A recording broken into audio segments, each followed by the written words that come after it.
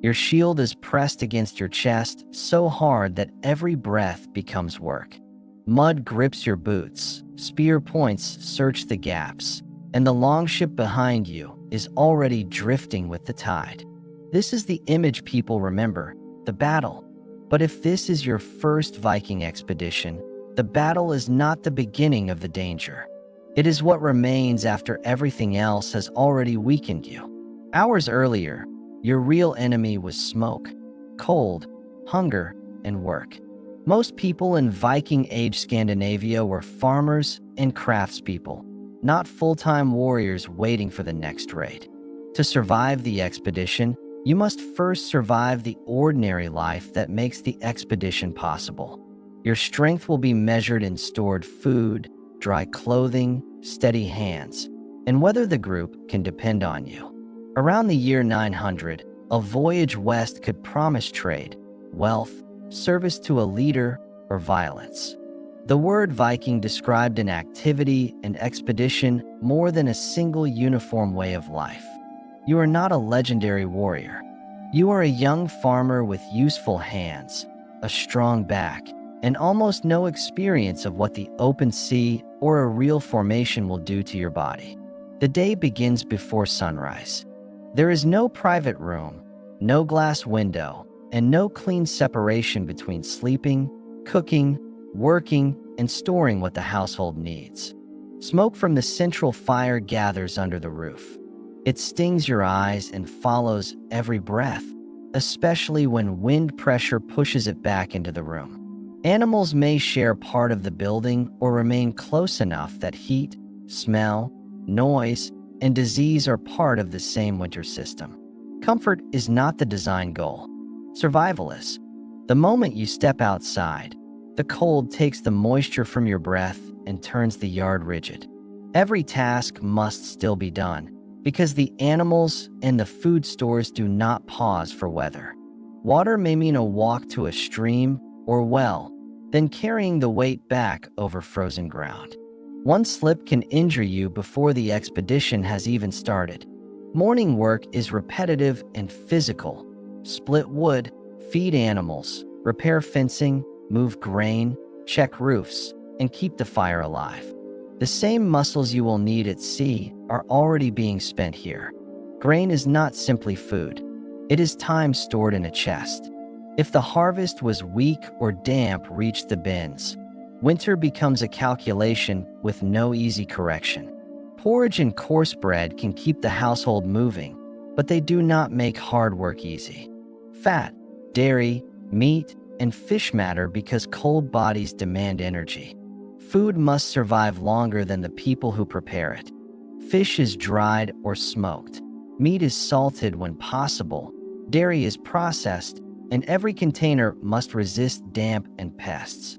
A full storage area can still become empty if the winter lasts longer than expected. You learn to read the remaining food not as abundance, but as days. Joining the expedition removes another worker from the farm. Your absence creates risk at home, and the ship must carry enough food for people who are no longer producing it. Dry clothing is a survival tool. A torn seam or soaked layer can turn cold wind into a steady drain on your body long before anyone draws a weapon. Leather straps are checked, shoe seams are packed, and spare cord is twisted. Small failures are repaired now because the sea will enlarge every weakness. Even the farm tools reveal the truth about your preparation. The axe you know best is a tool first. Its usefulness in violence does not make you train for battle. The invitation comes through obligation, opportunity, and pressure. A leader needs a crew, and a place on the ship may promise profit, status, or simply the expectation that you will serve. You are chosen because you can row, lift, repair, and obey. Skill with a sword would matter less than the ability to keep working when wet, tired, and afraid. An expedition is expensive. The ship, sail, iron, food, and time belong to a network of households and patrons. Failure can cost more than the people who do not return. Your equipment is inspected without ceremony. Nothing is new. Every object carries repairs from someone who used it before you. There are no horn helmets. A practical helmet protects the head without adding weight or catching a weapon. Many people may have had no helmet at all. The round shield is more than a painted symbol. Its wooden boards can split, its rim can fail, and its iron boss protects only the hand at the center. A spear is common because reach matters. It can threaten from behind a shield, but control disappears quickly when bodies collide and the shaft is trapped. A small axe or belt knife remains useful for work. Carrying a weapon does not make you invulnerable. It adds weight and gives you another object to lose. Your real armor is layered cloth, linen against the skin, wool above it, perhaps a heavier cloak, and whatever remains dry. Mail exists, but it is costly and not guaranteed. Footwear can decide the expedition. Thin leather gives little protection from cold water, sharp stones, or hours of friction against damp wood. Food is packed for density and durability, not pleasure. Dried fish, bread, cheese, grain, and preserved meat must fit beside people, oars, rope, shields, and water. Fresh water is heavy, and the ship cannot carry an unlimited supply. Experimental voyages suggest that drinking and cooking can require at least several liters per person each day. The ship itself must be inspected like a living system. A loose rivet, open seam, damaged oar, or worn rope can become more dangerous than an enemy. The sail is woven wool, heavy even when dry and far heavier when wet. Every patch is a future decision about whether to trust the wind. Before departure, you learn where your shield fits, where your oar belongs, and who gives the command. Organization is what turns a crowded boat into a crew. Training begins with your feet. If they are too wide, too narrow, or trapped in mud, the shield cannot protect what your balance has already surrendered. The line depends on overlap and distance. Too much space exposes the body. Too little space traps arms and turns the group into a wall that cannot move. A spear can work through the spaces beside a shield, but the person behind you must know when you are moving. One unannounced step can redirect a weapon into a friend. The shield grows heavy long before battle. Shoulders burn, fingers cramp around the grip, and the arm begins making small corrections that waste even more strength. Falling is treated as a serious failure. On a crowded shore or in a compressed line, the ground can become more dangerous than the opponent. Commands are short because there is no room for speeches. Wind, surf, shields, and shouting will erase half of what you hear, so the crew rehearses the movement until words are almost unnecessary. At dawn, the ship slides into the fjord. The farm becomes smaller behind you, and the decision stops feeling temporary. There is no cabin for the ordinary crew. You sit among rope, food, shields, wet clothing, and the knees of the people beside you. Spray arrives before the open sea. Wool absorbs it. Leather darkens. The air moving across wet cloth begins stealing heat from your body. When the wind fails, the crew rows. The oar does not care whether your shoulders were already tired from farm work or training. Blisters form where wet wood repeats the same movement against softening skin. A small tear in the hand becomes a problem because every task requires grip. Seasickness can remove strength without warning. You cannot lie down comfortably, and the work does not disappear because your stomach has failed. Water is rationed by judgment, not by a perfect schedule. Drink too little and performance falls. Drink too freely and the cask may be empty before land appears. Food that becomes wet does not merely taste worse. Bread softens, grain clumps, containers swell, and the voyage loses part of the energy it expected to carry. When wind returns, the sail must be raised and controlled. A heavy yard moves above crowded heads, and rope tension changes faster than inexperienced hands expect. A sudden squall does not need lightning to be dangerous.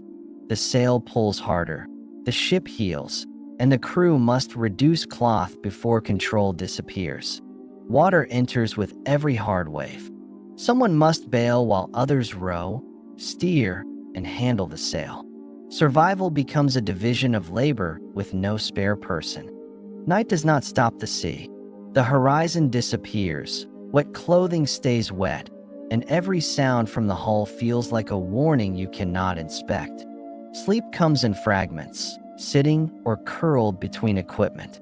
A sudden command can pull you upright before your body understands where it is. Cold injury begins quietly.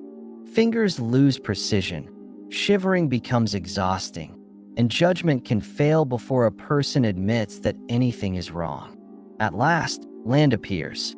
Relief is immediate, but the coastline is not safety. It is the place where the expedition becomes visible to everyone waiting there. The first decision is where to land. A sheltered inlet reduces surf, but may trap the ship.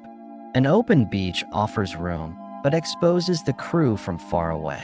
Smoke inland, fresh tracks near the shore, or movement on a ridge can mean the target has been warned. Surprise is not something you can assume. A small group goes ashore first to test the ground.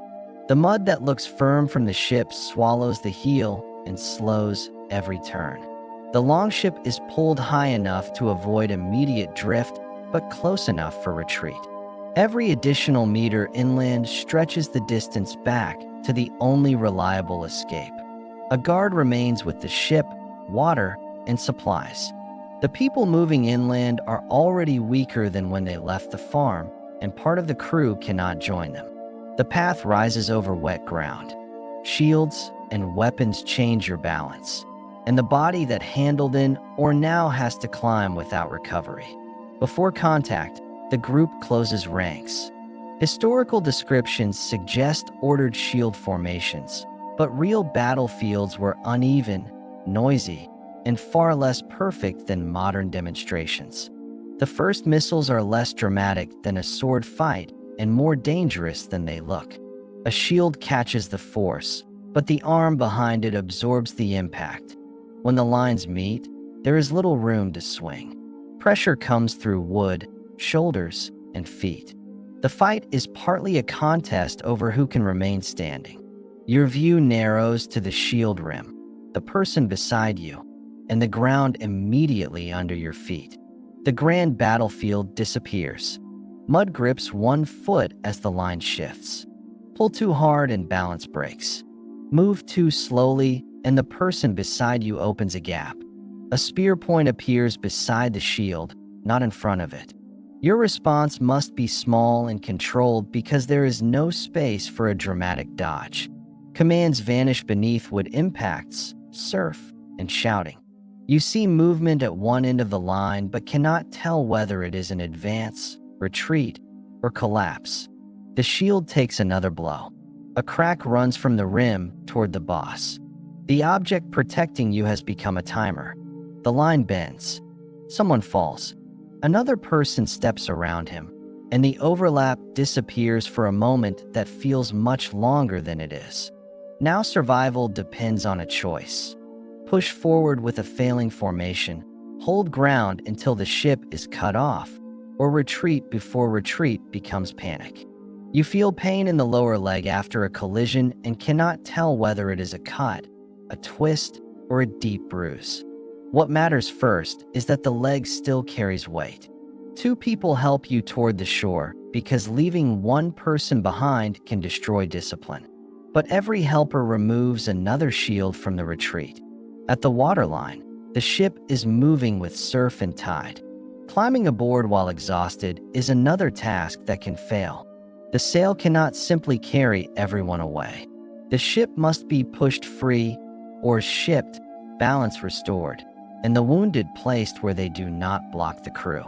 The return crossing begins with less food, less dry clothing, less strength, and at least one injury. Surviving the battle only returns you to the sea. A wound must be cleaned with what is available and kept covered, but knowledge of infection is limited and conditions are poor. Dirt, salt, damp cloth, and time work against you. Fever may arrive after the immediate danger is over. There is no guarantee that reaching the fjord means the body has won.